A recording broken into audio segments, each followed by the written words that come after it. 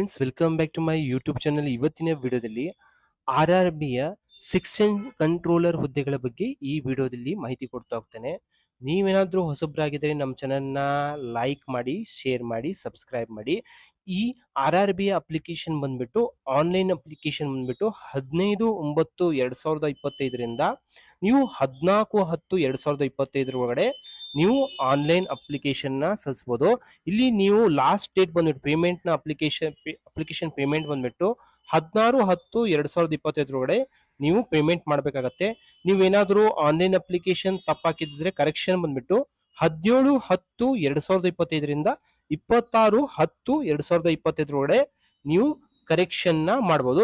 ಸ್ಕ್ರೈಬ್ನ registration ಬಂದ್ಬಿಟ್ಟು 27/10/2025ರಿಂದ 31/10/2022 ಒಳಗಡೆ ನೀವು ಪೋರ್ಟಲ್ ಅಲ್ಲಿ ಸ್ಕ್ರೈಬ್ ನ ರಿಜಿಸ್ಟ್ರೇಷನ್ ಮಾಡಬಹುದು. ಇಲ್ಲಿ ಈ ಆನ್ಲೈನ್ ಸೆಕ್ಷನ್ ಕಂಟ್ರೋಲರ್ ನ ಹುದ್ದೆಗಳು ಬಂದ್ಬಿಟ್ಟು ಇಲ್ಲಿ ಏನು ಒಂದು ಕ್ವಾಲಿಫಿಕೇಶನ್ ಆಗಿರ್ಬೇಕಂತ ಬಂದ್ರೆ ಇಲ್ಲಿ ಯಾವುದೇ ಯೂನಿವರ್ಸಿಟಿಯಿಂದ ಡಿಗ್ರಿ ಆಗಿರ್ತಕ್ಕಂಥವ್ರು ಈ RRBಯ ಸೆಕ್ಷನ್ ಕಂಟ್ರೋಲರ್ ಹುದ್ದೆಗಳಿಗೆ ಆನ್ಲೈನ್ ಅಪ್ಲಿಕೇಶನ್ ನ ಸಲ್ಲಿಸಬಹುದು. ಇಲ್ಲಿ ಯಾವ ಏಜ್ ನ ಬಂದ್ಬಿಟ್ಟು 20ರಿಂದ 33 ವರ್ಷದೊಳಗಡೆ ಈ ಸೆಕ್ಷನ್ ಕಂಟ್ರೋಲ್ ಹುದ್ದೆಗಳಿಗೆ ಆನ್ಲೈನ್ ಅಪ್ಲಿಕೇಶನ್ ನ ಸಲ್ಲಿಸಬಹುದು. ಇಲ್ಲಿ ಪೋಸ್ಟ್ ನ ಹೇಳ್ದಂಗೆ ಸೆಕ್ಷನ್ ಕಂಟ್ರೋಲರ್ ಇನಿಷಿಯಲ್ ಪೇ ಬಂದ್ಬಿಟ್ಟು 35,400ರಿಂದ ಸ್ಯಾಲರಿ ಪೇಮೆಂಟ್ ಕೊಡ್ತಾ ಹೋಗ್ತಾರೆ. ನಾನು ಹೇಳ್ದಂಗೆ ಏಜ್ ಬಂದ್ಬಿಟ್ಟು 20ರಿಂದ 33 ವರ್ಷದೊಳಗಡೆ ಅಪ್ಲೈ ಮಾಡಬೇಕಾಗತ್ತೆ. SC ST ನವರಿಗೆ ಏಜ್ ರಿಲ್ಯಾಕ್ಸೇಷನ್ ಇರುತ್ತೆ. ಅದೇ ತರ OBC ನವರಿಗೆ ಬಂದ್ಬಿಟ್ಟು ಏಜ್ ರಿಲ್ಯಾಕ್ಸೇಷನ್ ಇರುತ್ತೆ. ಟೋಟಲ್ ವೇಕೆನ್ಸೀಸ್ ಬಂದ್ಬಿಟ್ಟು 368 ವೇಕೆನ್ಸೀಸ್ ಇದಾವೆ. ಯಾವ RRB ಅಲ್ಲಿ ಅಂತ ನಾನು ಮುಂದೆ ಹೇಳ್ತಾ ಹೋಗ್ತೇನೆ. ಇಲ್ಲಿ ರಿಸರ್ವೇಶನ್ ಯಾರ್ಯಾರಿಗೆ ಇರುತ್ತೆ ಅಂದ್ರೆ SC ST OBC NCL EWS category PWD candidates ಗಳಿಗೆಲ್ಲ ಏನಂತಂದ್ರೆ ರಿಸರ್ವೇಶನ್ ಇರ್ತಾ ಹೋಗುತ್ತೆ. ನಾನು ಹೇಳ್ದಂಗೆ ಏಜ್ ರಿಲ್ಯಾಕ್ಸೇಷನ್ ಬಂದ್ಬಿಟ್ಟು OBC ಕ್ಯಾಟಗರಿ ಅವರಿಗೆ 3 ವರ್ಷ ಏಜ್ ರಿಲ್ಯಾಕ್ಸೇಷನ್ ಇರುತ್ತೆ. ಅದೇ ತರ SC ST ಕ್ಯಾಟಗರಿನವರಿಗೆ 5 ವರ್ಷ ಏಜ್ ರಿಲ್ಯಾಕ್ಸೇಷನ್ ಇರುತ್ತೆ. ಎಕ್ಸ್ ಸರ್ವಿಸ್ ಮೆನ್ ಅದರಲ್ಲಿ SC ST ನವರಿಗೆ 8 ವರ್ಷ, OBC NCL ನವರಿಗೆ 6 ವರ್ಷ ಏಜ್ ರಿಲ್ಯಾಕ್ಸೇಷನ್ ಇರುತ್ತೆ. UR ಮತ್ತೆ ಜನರಲ್ ಮತ್ತೆ EWS ಕ್ಯಾಟಗರಿ ಬಂದ್ಬಿಟ್ಟು 3 ವರ್ಷ ಏಜ್ ರಿಲ್ಯಾಕ್ಸೇಷನ್ ಇರುತ್ತೆ. ಇಲ್ಲಿ PWD ಕ್ಯಾಂಡಿಡೇಟ್ಸ್ ಬಂದ್ರೆ 10 ವರ್ಷ ತನಕ ಏಜ್ ರಿಲ್ಯಾಕ್ಸೇಷನ್ ಇರುತ್ತೆ. OBC NCL ಬಂದ್ರೆ 13 ವರ್ಷ, SC ST ನವರಿಗೆ ಬಂದ್ರೆ PWD ಕ್ಯಾಂಡಿಡೇಟ್ಸ್ ಬಂದು 15 ವರ್ಷ ಏಜ್ ರಿಲ್ಯಾಕ್ಸೇಷನ್ ಇರುತ್ತೆ. ಇಲ್ಲಿ ವುಮನ್ ಕ್ಯಾಂಡಿಡೇಟ್ಸ್, ವಿಡೋಡು, ಡೈವರ್ಸ್ಡು ಇದ್ದವರಿಗೆ ಏನಂತಂದ್ರೆ ಇವರಿಗೆಲ್ಲ 38 ವರ್ಷ ತನಕ ಆನ್ಲೈನ್ ಅಪ್ಲಿಕೇಶನ್ ಸಲ್ಲಿಸಬಹುದು. SC ST ಕ್ಯಾಟಗರಿ ಬಂದ್ರೆ 40 ವರ್ಷ ತನಕನೂ ಅಪ್ಲೈ ಮಾಡಬಹುದು. ಇಲ್ಲಿ ಫೀನ ಬಂದ್ಬಿಟ್ರೆ ಇಲ್ಲಿ ಎಲ್ಲಾ ಕ್ಯಾಟಗರಿಗೆ ಬಂದ್ರೆ ಜನರಲ್ ಕ್ಯಾಟಗರಿ ಏನ್ ಬರುತ್ತಲ್ಲ ಅವರಿಗೆ ಬಂದ್ಬಿಟ್ಟು 500 ರೂಪಾಯಿ ಫೀನ ಆನ್ಲೈನ್ ಮುಖಾಂತರ ಪೇಮೆಂಟ್ ಮಾಡಬೇಕಾಗತ್ತೆ.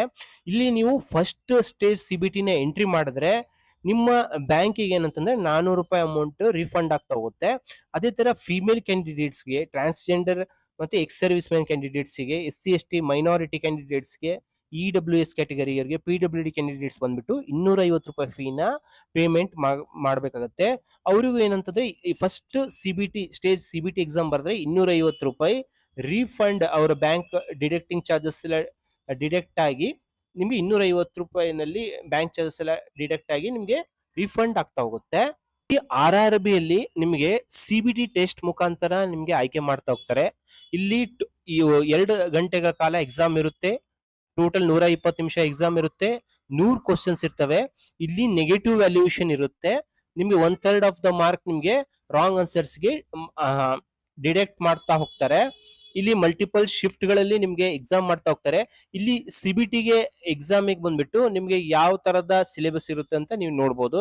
ಇಲ್ಲಿ ಮಲ್ಟಿಪಲ್ ಚಾಯ್ಸಸ್ ಎಕ್ಸಾಮ್ ಇರ್ತವೆ. ಇಲ್ಲಿ ಮ್ಯಾಥಮೆಟಿಕ್ಸ್ ನಲ್ಲಿ ಬಂದ್ರೆ ಅನಾಲಿಟಿಕಲ್ ಅಂಡ್ ಮ್ಯಾಥಮೆಟಿಕಲ್ ಕೆಪಬಿಲಿಟಿ ಬಗ್ಗೆ, ಮ್ಯಾಥಮೆಟಿಕ್ಸ್ ಅಲ್ಲಿ ಏನೇನು ಸಿಲೆಬಸ್ ಬರ್ತಾ ಹೋಗುತ್ತೆ, ಏನೇನು ಕವರ್ ಓದ್ಕೋಬೇಕಂತ ಇಲ್ಲಿ ಇಲ್ಲೇ ಇದೆ. ಡಾಟಾ ಅನಾಲಿಸಿಸ್ ನಲ್ಲಿ ಯಾವ್ದಾದ್ರು ಓದ್ಕೋಬೇಕು, ಲಾಜಿಕಲ್ ಕೆಪಬಿಲಿಟಿ ಬಗ್ಗೆ ಇರುತ್ತೆ, ನಿಮ್ಗೆ ಮೆಂಟಲ್ ರೀಸನಿಂಗ್ ಬಗ್ಗೆ ಇರುತ್ತೆ.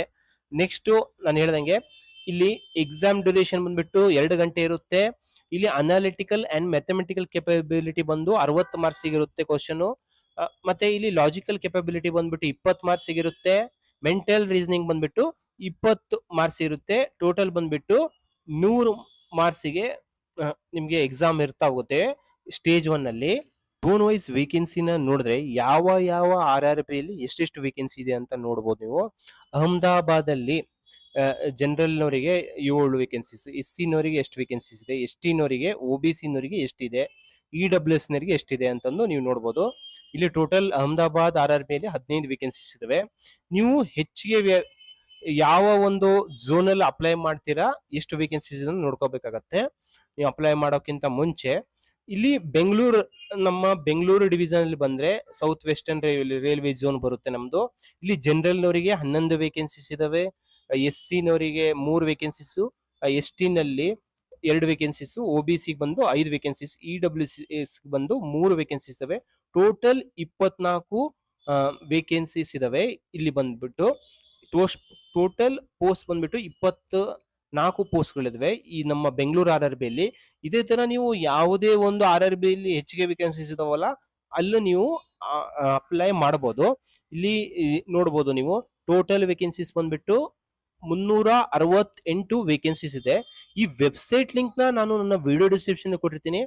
ಆ ವೆಬ್ಸೈಟ್ ಲಿಂಕ್ ಮೇಲೆ ಕ್ಲಿಕ್ ಮಾಡೋ ಮುಖಾಂತರ ನೀವು ವೆಬ್ಸೈಟ್ ಗೆ ರೀಚ್ ಆಗಿ ನೋಟಿಫಿಕೇಶನ್ ಓದ್ಕೊಳ್ಳೋ ಮುಖಾಂತರ ನೀವು ತಿಳ್ಕೊಂಡು ನೀವು ಆನ್ಲೈನ್ ಅಪ್ಲಿಕೇಶನ್ ಸಲ್ಲಿಸಬಹುದು. ನಮ್ಮ ಮುಂದಿನ ವಿಡಿಯೋದಲ್ಲಿ ಬಂದ್ಬಿಟ್ಟು RRB ಸೆಕ್ಷನ್ ಕಂಟ್ರೋಲರ್ ಹುದ್ದೆಗಳಿಗೆ ಹೇಗೆ ಆನ್ಲೈನ್ ಅಪ್ಲಿಕೇಶನ್ ಸಲ್ಲಿಸೋದಂತ ನಾನು ಮುಂದಿನ ವಿಡಿಯೋದಲ್ಲಿ ಹೇಳ್ಕೊಡ್ತಾ ಹೋಗ್ತೇನೆ.